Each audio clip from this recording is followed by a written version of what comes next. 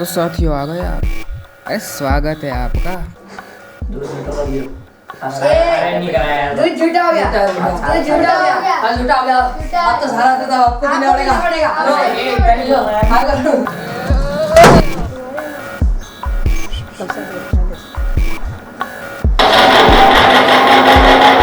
रुक जाइए। कुछ बातें आपसे करनी है।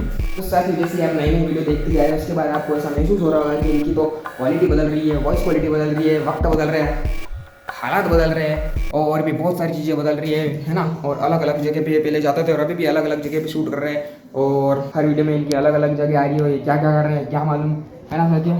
तो आपको बता दें कि यार जैसी वीडियो चल रही है ना, चलने दो, एंजॉय करो, ऐसा ही है अब। तो साथियों वीडियो देखते रहिए और एंजॉय करिए। फैक्ट नंबर 1, 24 घंटे तक गर्म पानी देने वाला नल आखिर देखा है कहाँ पे? हाँ देखा है ना, राजराजेश्वरी धाम में। चलो दिखाते हैं आपको भी। ये हमारा रेवा कुंड और 24 घंटे तक गर्म पानी देने वाला नल ये रहा।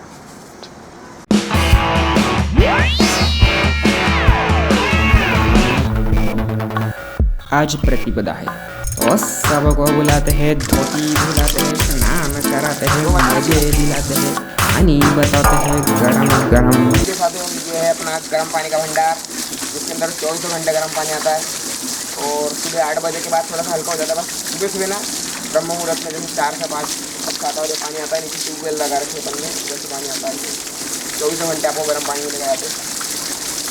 हाँ तो सबसे जो पानी है इधर से आता है। अच्छा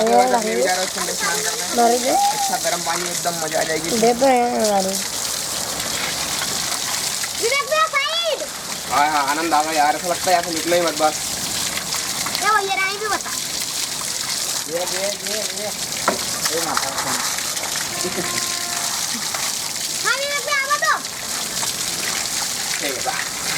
फैक्ट नंबर 2, जिसने भी दूध झूठा करा उसको पूरा पीना पड़ेगा।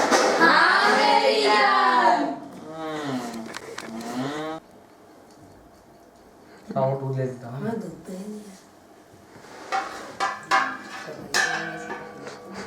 दूध झूठा कर दियो।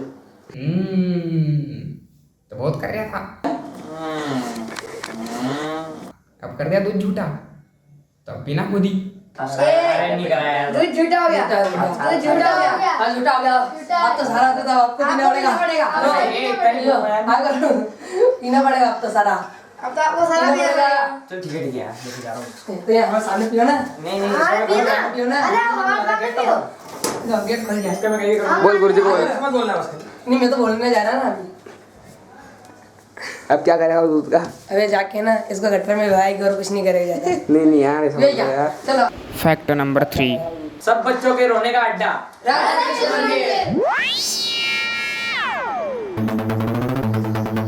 वैसे रोते तो यहाँ पे नए बच्चे हैं, पर जैसे कोई उदास हो जाता है ना या फिर ऐसे कभी मन नहीं लगता तो यहाँ पे आके हम बैठ जाते हैं। तो चलो अब बताते हैं कौन कौन बैठा है वहाँ पे।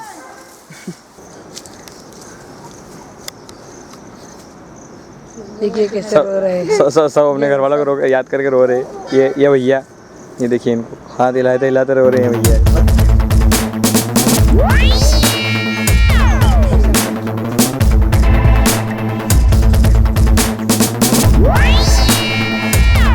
देखो बेचारे कितने से उदास होके सोए। बस तो साथियों अब ये तो सो रहे हैं और इनको तो घोड़े बेचने की भी आवश्यकता नहीं पड़ी, ऐसी नींद आ गई। साथियों मैं आपको समझाता हूँ कि आज जो है ना प्रतिपदा का दिन है ना, मतलब आज हमारी छुट्टी रहती है और आज के दिन रूम की साफ सफाई करके और कंपाउंड की साफ सफाई करके निकल जाते सब टाइम पास के लिए। और स्नान भी आज के दिन लेट होता है, तो स्नान करके ये सब पहुँचेंगे एक साथ मंदिर परिसर में, जो कि अड्डा है हमारा राधा कृष्ण मंदिर है ना, जहाँ पे तो सफा टाइम पास होता ही है ना, रोना धोना जो भी है। तो साथियों ये सब चिंतन कर रहे होंगे कि मेरे घर में ऐसा होता है, बता तेरे घर में कैसा होता है ना। तो साथियों चिंतन करते करते अभी क्या है, रो तो सकते हैं नहीं क्योंकि अभी लिखा है कृपया शांति बनाए रखे। और इतने सारे अगर रोएंगे तो फिर उच्चारण तो कुछ ज़्यादा हो जाएगा ना, इसलिए साथियों चिंतन करते करते सो गए, इनको नींद आ गई। और ये कब उठेंगे, जब टन टन टन टन भोजन की घंटी लगेगी, तब साथियों इसके बाद में उठ जाएंगे। और अगर कोई एक बच्चा रहता ना, 1 या 2-3 बच्चे नए तो रोते थे, बहुत हल्ला हल्ला रहता है एकदम, फिर उनको जाना पड़ता चुप कराने। तो ठीक है साथियों, अब नेक्स्ट फैक्ट की तरफ चलते हैं। फैक्ट नंबर 4, आज आश्रम की 2 रेंज रोवर गाड़ियाँ। ये है हमारे आश्रम की 2 रेंज रोवर गाड़ियाँ, देखिए।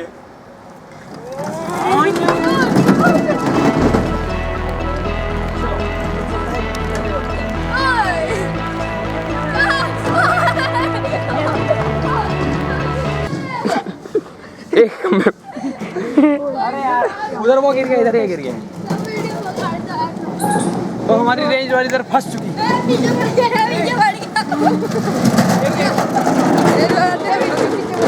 हमारी रेंज रोवर इधर फंस ये तब इसके लिए दूसरी रेंज रोवर को बुलाओ भाई। बोलो। ये है रेंज रोवर की टक्कर।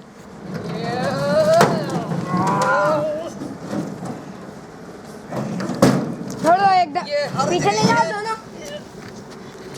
साथियों देख सकते हो ऐसी रेंज रोवर है हमारी, जिससे अलग अलग स्टंट करते रहते हैं और गिरते पड़ते रहते हैं। वाइट टीम के बंदे ना क्या है, कहीं भी करते हैं। फैक्ट नंबर 5, पंखे का नाम हेलीकॉप्टर रख दिया गया है साथियों। अरे ये थोड़ी हेलीकॉप्टर है, इसकी तो सिर्फ मैं आवाज़ चेक कर रहा था। चलिए आपको हेलीकॉप्टर दिखाते हैं। तो ये है अपना हेलीकॉप्टर पंखा। तो चालू कैसे होता है? चालू करें अभी? कौन सा जैसे?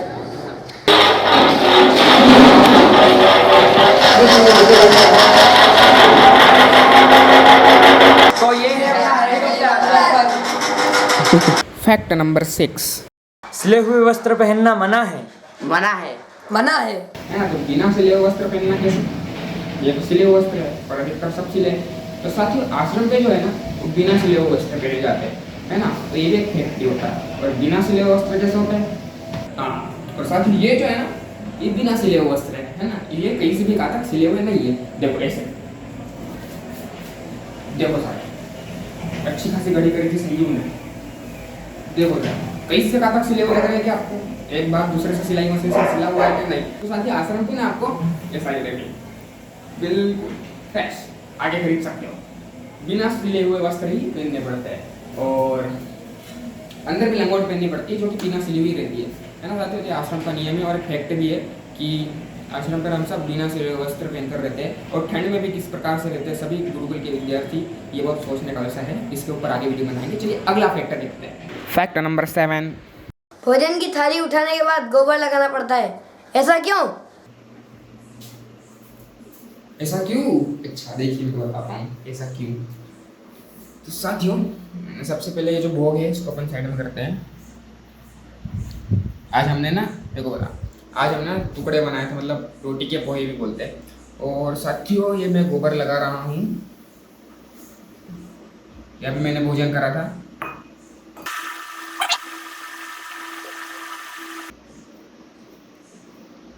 जी साथियों, और साथियों गोबर लगाने के गुरुकुल में कई वजह रहती है। एक कारण नहीं, अनेकों कारण है। एक तो जो भी नीचे अन्न गिरा है वो इसमें एकत्रित हो जाए, और दूसरा कि शुद्धता रहे, है ना। भोजन करा उसके बाद शुद्धता, और ऐसे पोछे वोछे से करते हैं तो उसकी पूर्ण शुद्धता नहीं हो पाती है। गोबर से मिलती है पूर्ण शुद्धता हो जाती है। और तीसरा कारण सकारात्मकता का भाव रहता है, इससे सकारात्मकता रहती है।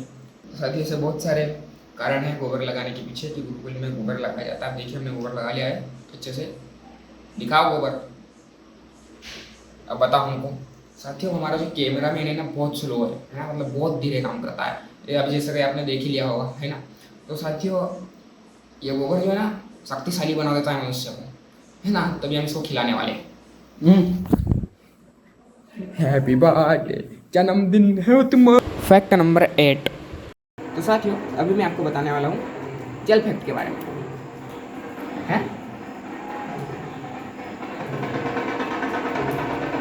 अरे इफेक्ट नहीं, फैक्ट।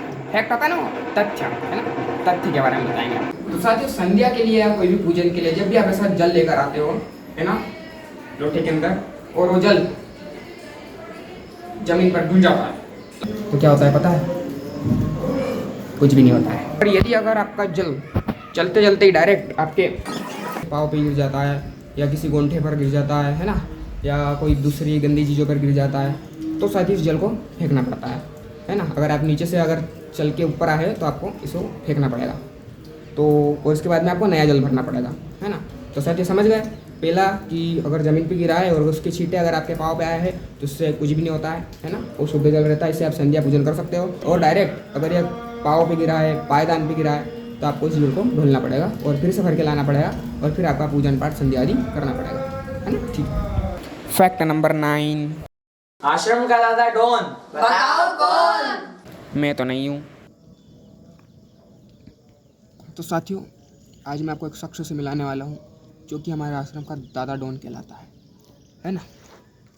और गुंडागर्दी तो ऐसा करता है जैसे कि दादागिरी उसे उसकी विरासत में मिली हो, और उसे देखने के बाद आप भी बोलेंगे हैं ये क्या था। तो साथियों, था नहीं, वो अभी भी है आश्रम का दादा डॉन, और देखिए एंजॉय करिए।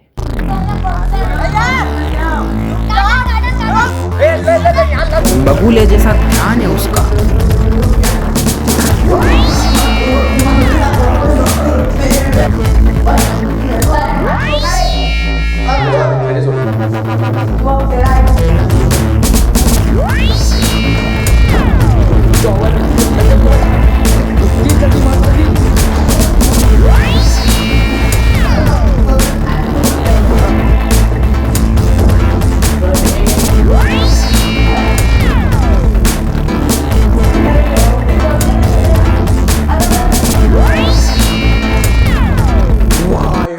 आगे से झगड़ा करना तो आदत है उसकी।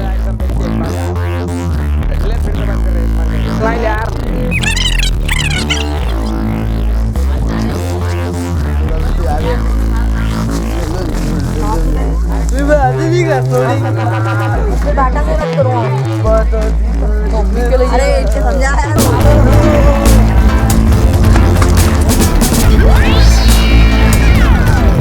तो साथियों, ये रहे हमारे आश्रम का दादा डॉन सुदर्शन भैया। देख सकते हैं आप, डंडा लेके बैठे ले यहाँ पे, और पहले से ही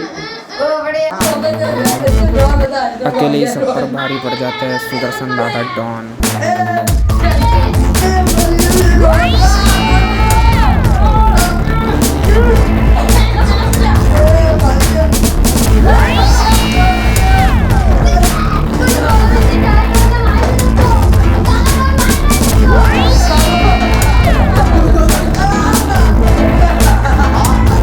तो साथियों, ये थे हमारे आश्रम फैक्ट जो हमने आपको बताया। तो ये आपको बहुत अच्छे लगे होंगे, और 2-3 फैक्टर तो थोड़े काम के भी थे। तो ठीक है, बस इतना ही था। और तो हमारे लिए तो कुछ ये अनोखे नहीं थे, हमारे लिए तो रोज का काम है।